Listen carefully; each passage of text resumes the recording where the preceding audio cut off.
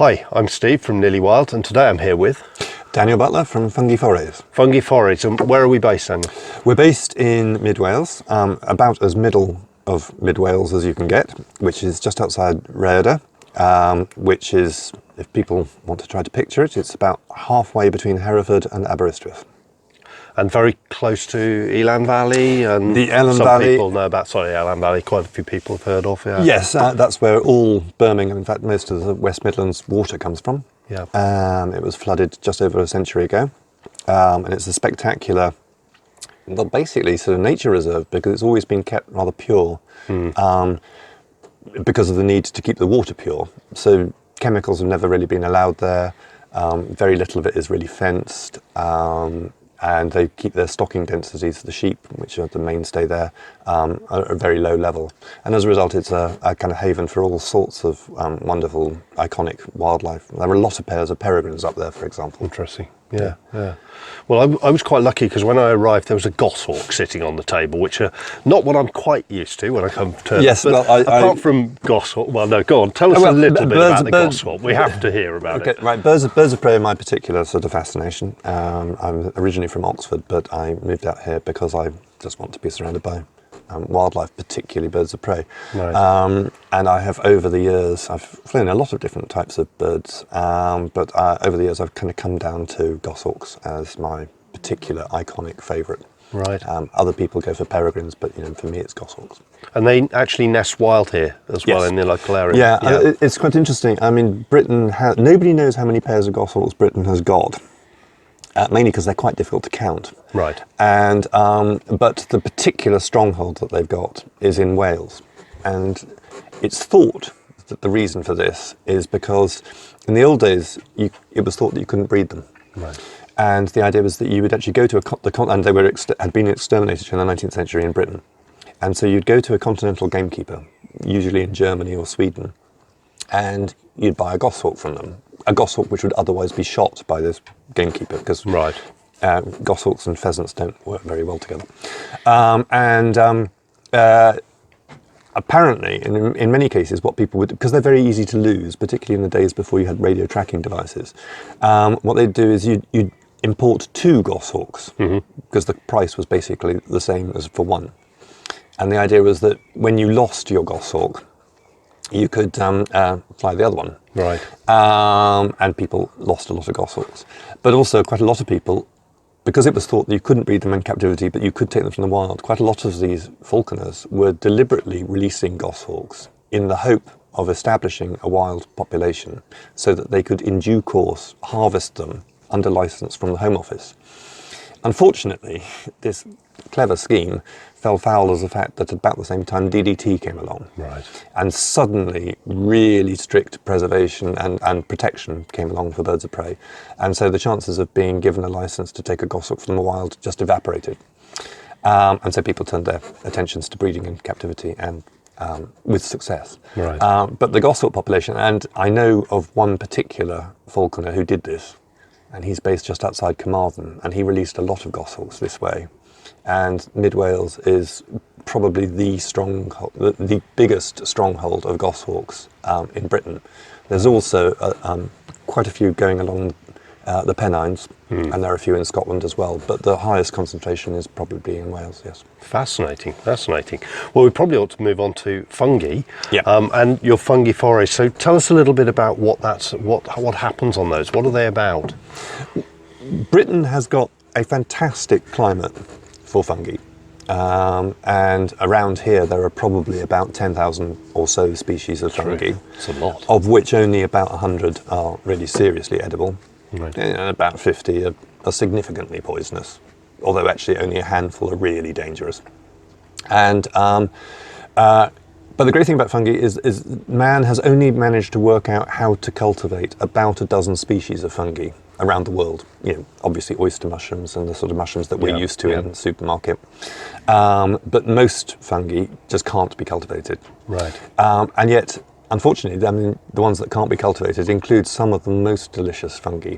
Most people by these days are aware of porcini, for example. Right. The French call them ceps. Yeah.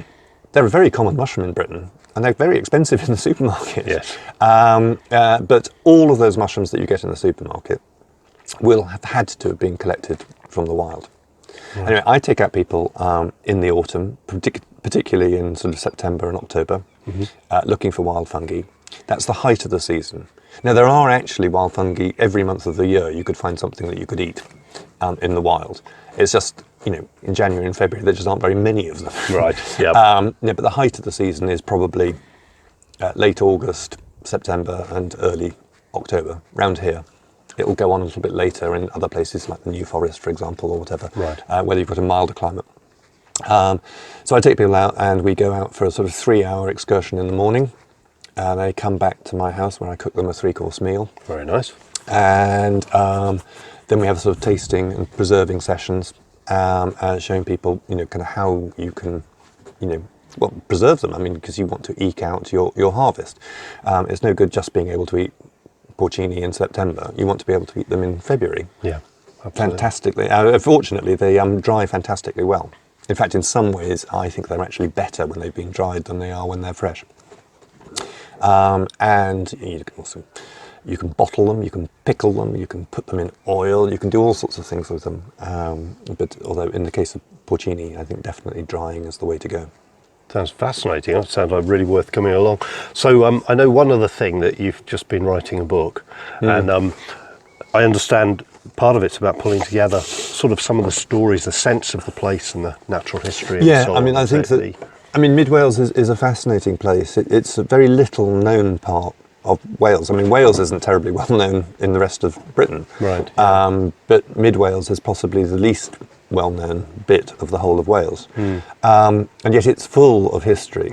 I mean, for 2 or 3 centuries, this was the most contested and fought over bit of Britain. So there are battlefields all over the place around here. It also was the place where some of the earliest bits of the Industrial Revolution started. Right. They started mining around here. Well, the Romans were mining silver and gold around here. Absolutely. It had quite good supplies of copper and zinc and tin, and those were also mined quite heavily during the 16th and 17th centuries. But by about the 19th century, this area was kind of exhausted. We didn't have coal, unlike South Wales and bits of North Wales. We just had these mineral deposits, and quite soon they were exhausted. And yet the marks are left there on the landscape. I mean, it's fascinating to drive around and see these little, you normally just completely miss them, little sort of spoil heaps. I mean, little cascades of rocks on the mountainsides. Absolutely. And yet if you know what you're looking at, you'll know that that is where they dug a little tester shaft into the hillside to see if they could find any mineral reserves. And you can tell whether they were successful or not by the size of the spoil heaps. Right. But quite a lot of them are very small things, because they just dig, 20 yards into the hillside. And if they didn't find anything, they just abandon it and go along to the next one. Right. So what's the book going to be called? The book is called The House Owl. Yep. It's based on the fact that I used to have, this is a fantastic area for all sorts of birds of prey, as I'm saying. It's based on the fact I had a very tame wild barn owl here who would come up and take food out of your hand. After it took a while to get her to do it, but and she reared young here, and it's a real way of actually kind of communicating with nature. And this is why I'm also into falconry. It's kind of getting close to wildlife is, I think, a really good way of actually understanding it. And there is actually also a serious point about this, which is, we live in a world where wildlife is increasingly threatened and the environment is increasingly threatened. Mm-hmm. And the best way to protect wildlife and fungi and plants is to actually appreciate them. Now, that's one of the reasons why I take people out looking for edible fungi.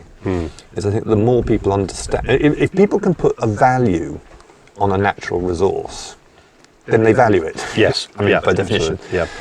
And if we're going to protect, fields and stop people building houses on them, you need to give people a reason to think that this is a valuable thing to do. Yes. I mean, that there is a worth in a bit of woodland or a bog or whatever it might be, an estuary, you know, rather than draining it or building on it or I don't know. I mean, putting intensive agriculture on it. Yeah. You know.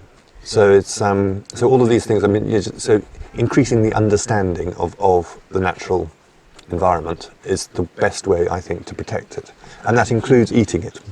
Yes, good. I'm glad to hear that. No, but I mean, far too much sort of protectionism, I think, is geared around just 2 or 3 of our senses. You know, you can hear it, you can look at it, but you mustn't touch it, let alone eat it. Right. And I think that all 5 senses should be used when you're trying to appreciate nature. You know, obviously I don't think you should go out and shoot zebras and eat them or whatever. But I mean, you know, again, you know, taking and appreciate the ability to appreciate the natural world is very important. I mean, like for example, a friend of mine, Nicola, is very into seaweeds, for example, and that's a fantastic way to spend time on the coast because all British seaweeds are edible to some extent. Some are better than others, but you know, just simply wandering along the coast and just nibbling just a little bit of seaweed as you go along, you're not harming the environment or anything like that. Absolutely. But you're actually appreciating it. Yeah. You know, you're learning that there is, you know, about things. You know. Yeah. A real proximity by doing and the way you eat and the way you live. Yeah. Lovely. Well, I look forward to that. For those of you who are interested, obviously there'll be more information at the bottom of the video and information about the new book coming out. But meanwhile, absolutely fascinating. Thank you very much for that, and look forward to hearing more and maybe joining one of the Fungi Forays. You're welcome. You'd be very welcome. Thank you very much.